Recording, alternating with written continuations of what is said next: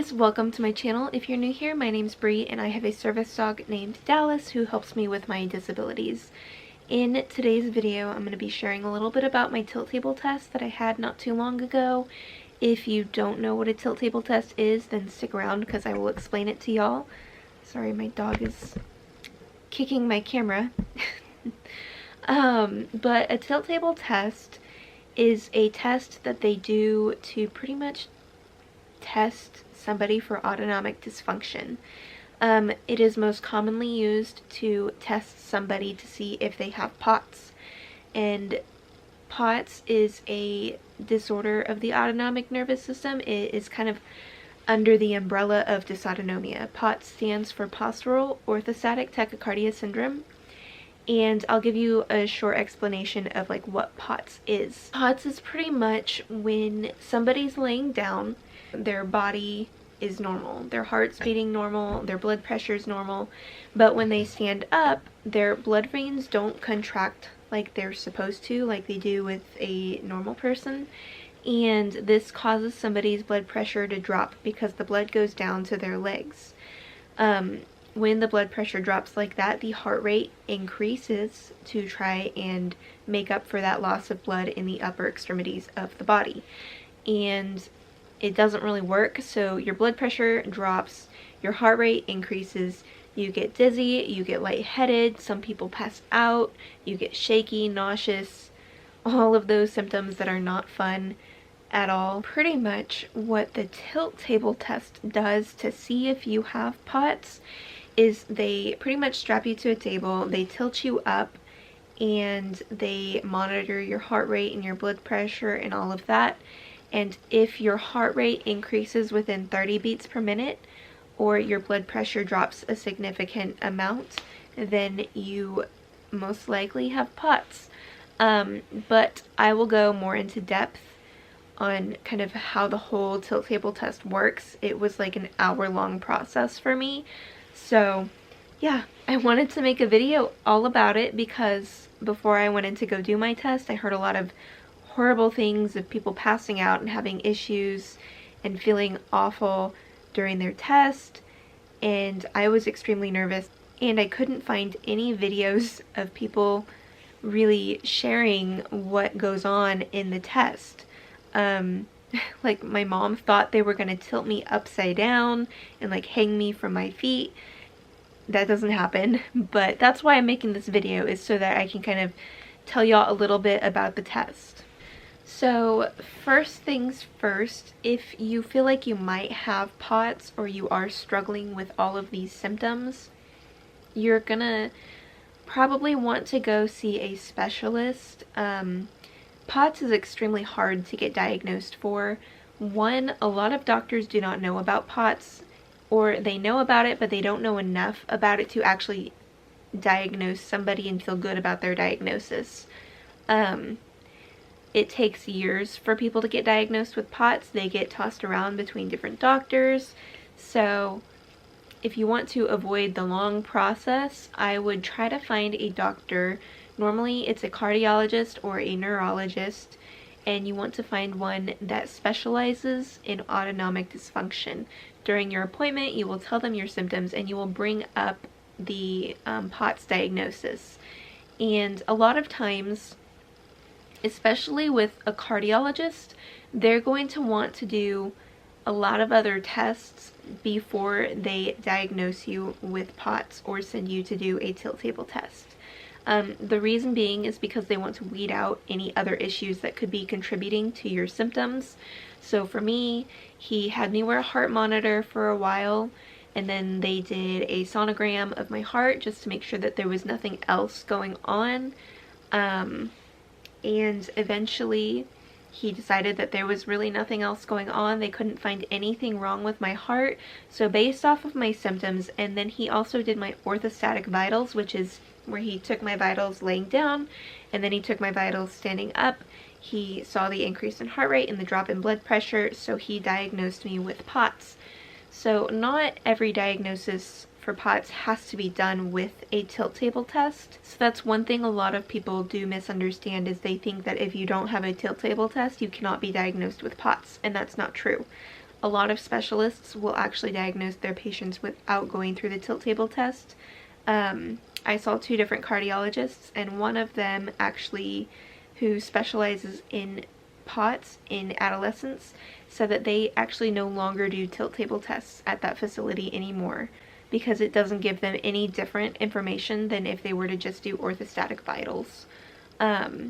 So yeah, but when I grew out of that doctor, I am now an adult, so I had to find a new doctor. I went to a neurologist, and my neurologist wanted me to do the tilt table test since it had never been done. So I'll just get into that. So I've been diagnosed with POTS for 5 years now, and I've been having treatment for my POTS, and my service dog is trained to assist me as well for my symptoms. But he still thought that maybe we would get some more information out of a tilt table test. So I scheduled it. They told me on the phone to fast before going, so I couldn't eat anything 4 hours before going or drink anything. They told me to, like, if it was hot or cold outside, to be inside for at least 30 minutes so that my body temperature can regulate back to a normal range before going in for the test. And then another important thing is they said don't drive yourself, have somebody bring you so that they can take you home, because you might not be feeling good after the test and you might pass out. Now, after hearing that, that made me pretty nervous. I was like, oh gosh, I don't want to pass out. It sucks when you pass out. You don't feel good afterwards. It's just not a fun time. But that's when I started trying to Google and do research and figure out about the test, and I really couldn't find too much out. So I'm going to tell y'all about my experience right now. I get there, I'm sitting there for a while. They have you, if you're a female, they have you do a pregnancy test before. Even if there's no chance of you being pregnant, they'll still have you do it just to, I don't know, double check, I guess. And then once that all comes back clear, you go back to the room, and it's normally just you and one other person in the beginning, just me and the tech. And that portion of the test honestly took the longest because he pretty much hooked me up to all of these wires and machines. He laid me on a table, and first we did a lot of like breathing tests and stuff. They strap like this wire around you, and it can like fill your chest, breathing in and out. He'll have you do a bunch of breathing tests where you breathe and you hold it for as long as you can, you breathe out for as long as you can. The hardest part of the breathing test was he wanted to like simulate bearing down, so he gave you this thing, you put it in your mouth, and it had like a tiny little tube, and you have to push as hard as you can, blowing into the little tiny tube like you're blowing into a little like coffee straw. And that was really hard, and you had to do it for like 30 seconds, and you get pretty lightheaded, and that was not fun. But we only did that like 3 times. He gave you breaks in between so you could kind of relax and catch your breath again. Sometimes they will do like a sweat test where they'll like inject something into an IV to simulate sweating. They didn't do that for me, which I was very glad, because I don't like sweating and I don't like the feeling of being hot. But yeah, then after that, they had a nurse practitioner come into my room, and she hooked me up to an IV, and they did a bunch of EKGs and vitals. They had me lay on the table for a very long time just to kind of get my body relaxed. They shut off the lights. It wasn't pitch black in the room. There was still a lot of light from the monitors and everything that was going on. And I have a video that I will put in here as well. So I did get permission to film this part of the test. Here they have me attached to the table with some straps that are loosely on me. They covered me up with a blanket because it is cold. I have an IV in my arm. She tilts me up, and you'll be able to see how fast it goes up. And when they tilt you up, they ask that you are very descriptive on how you feel. You need to talk to them and tell them what is going on. So when they first tilt me up, I tell them that I get really dizzy. And the guy over on the left, he is recording all of my things, and the EKG is monitoring my heart. I continue to tell them that my heart is beating really fast. I can feel it in my chest. After about 5 minutes, I started to feel pretty normal again. I didn't feel like my heart was racing as fast. I didn't feel as dizzy. I really didn't deal with a lot of pre-syncope symptoms during this test, which is a good thing, but I was worried that due to that, they weren't going to get any good information. However, the nurse and the tech did reassure me, saying that just because you didn't feel very symptomatic doesn't mean that we're not going to get good information from the test, so don't let that stress you out. But after about 5 minutes of this, he goes ahead and turns off my camera. He said that he didn't really want to record if I were to pass out. He didn't want me to have to go back and watch that on my camera. And really not much else goes on during this part of the test. It lasts about 30 minutes, and I just continue to tell them how I'm feeling, and they continue to monitor my heart rate. He does turn the camera back on once the test is over, and they take me back down, so I will show you all that as well. So here is towards the end of the test. It's been about 30 minutes now, and they're going to slowly lower the table for me. Here at this part of the test, I do start to get a little bit lightheaded, a little bit of pre-syncope symptoms. So I tell them that, and I tell them that my legs are feeling really weak and tired, which is also a pre-syncope symptom. However, it was the end of the test, so they weren't going to leave me up any longer. It had already been the 30 minutes. So now they're just going to slowly lower me down. And when they're lowering you down, it feels really weird. It kind of feels like you're going back further, like you're upside down almost. But you're not. You're just flat on the table. But now they're just going to check my vitals and make sure that everything's all right. They didn't end up giving me any saline fluid because I didn't pass out. But yeah, that is about it for the test. He told me about 50% of people pass out and the other 50% don't.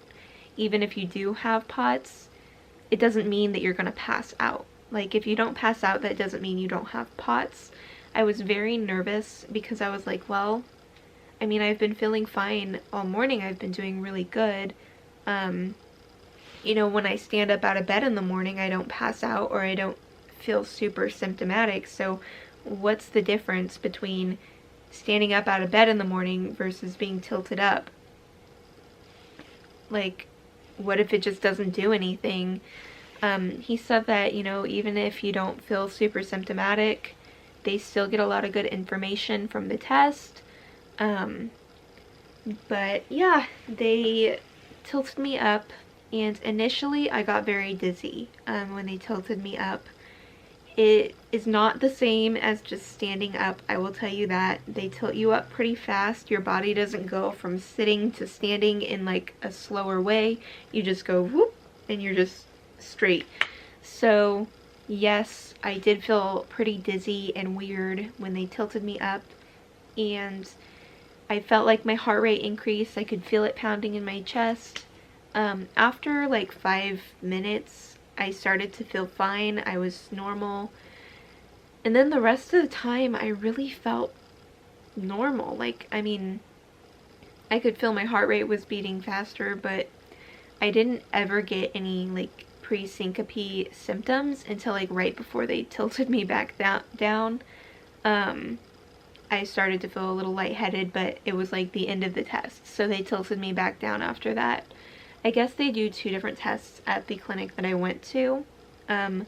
If it's a neurologist, they will do what I just told you, and then if it's a cardiologist who ordered the test, they will keep you up for an extra 15 minutes and they will give you a nitro pill, which I think it just like dilates your blood vessels extra to like help simulate those pre-syncope symptoms even more. I was really nervous about that because I'm like, oh, that's really gonna make me not feel good, but they didn't end up doing that for me anyway. So yeah, that was really it for me. They had me hooked up to an IV, even though they didn't use it. They said that if I were to pass out, they would just give me a liter of saline to help me recover faster. After they tilted me back down, they did some more vitals, and then they had me like slowly sit up and I could get my stuff and leave if I felt fine. I did feel really tired and exhausted after that, but I didn't really feel like super sick like I was expecting I would, or like I know some people do. So if you are going in to get a tilt table test, I wouldn't like freak out too much because you really don't know what your experience will be like. I was kind of nervous that, you know, I didn't get symptomatic very much. What if they tell me that I don't have POTS? Like, I've been diagnosed for 5 years. What if they tell me that that was wrong and I don't have POTS? Like, what will I do then? But that was not the case. I got my results a few weeks later. I had to reschedule an appointment with my neurologist, and he said that the results on the test were positive for POTS. My blood pressure never dropped below a like unhealthy level. Like, if you know blood pressure, a healthy baseline is 120/80 for a healthy blood pressure. When I was laying down, I was extremely anxious, so my top number was 156. When they tilted me up, it dropped to 125. So it dropped to a healthy level, but there was still that significant drop with an increase in heart rate. So that did pretty much mean that I do have POTS, and I asked him, like, okay, did we get any more information? Like, I already knew I had POTS. I've been being treated for POTS for 5 years now.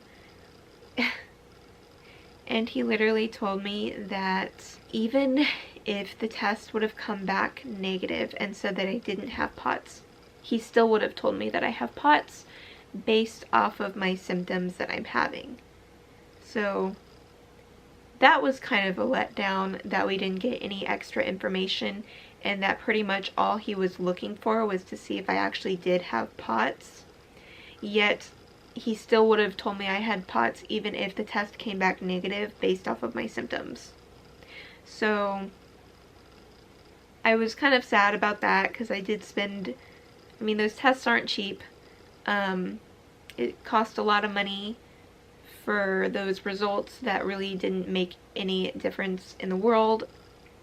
So yeah, and now I can kind of see why a lot of places don't do the tests anymore, is because the tests aren't actually always accurate. He said that sometimes it just depends on the day. Someone with POTS that affects them really bad might take the test one day and like nothing happen, whereas like a week later they'll take the test and they'll like pass out and awful.